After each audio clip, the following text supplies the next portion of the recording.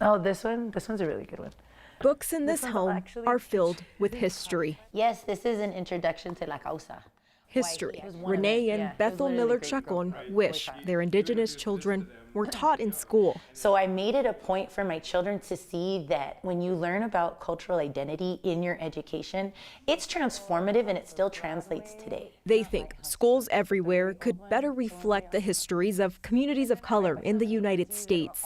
Unfortunately, that comes with stories of injustices and inequities. The ignorance surrounding that knowledge, that unwillingness to teach our children as they grow, allows them to grow into adults that ignore the problem. But most of all, be able to understand that your cultural identity is what's going to empower you to see where there's systems that have hurt people like you and your people before. In a different home, I know that not everyone is used to having conversations on race. Monica Williams doesn't have the option to avoid talking about race with her sons. Oh gosh, we've been having those conversations from elementary school. I'm like, you cannot do what other kids do. And so I'm teaching my kids to be advocates for themselves and also to understand that they cannot be average. They have to be better than average in order to be viewed even on equal playing ground. She says understanding why inequities still exist is worth learning about. And I want my kids, I don't want them to be blind, and I want them to know what systems are operating so that they're prepared to navigate them, to dismantle them, to disrupt them.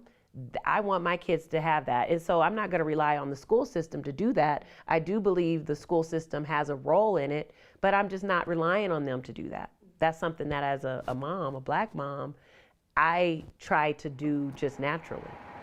We've been told a certain version of U.S. history, most of us, certainly I have, in my K through 12 education. So that we can't talk about these things accurately is a problem. That's Dr. Jennifer Ho. She's an ethnic studies professor at CU Boulder.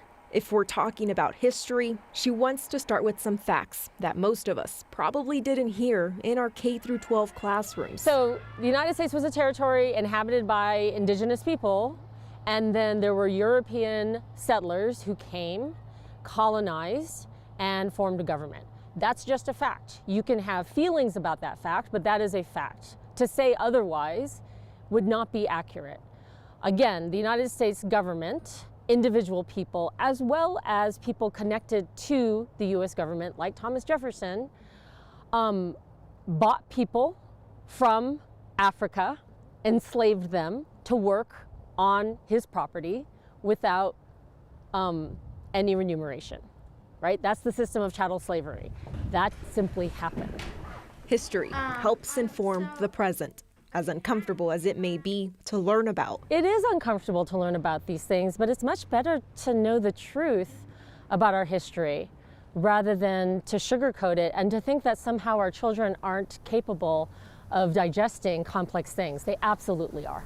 I want people to not be afraid to look at ourselves in the mirror, look at our history in the mirror, and to accept it, not to feel like it's a pointed finger, but to understand that unless we acknowledge it and do something about it, we're going to continue to repeat it.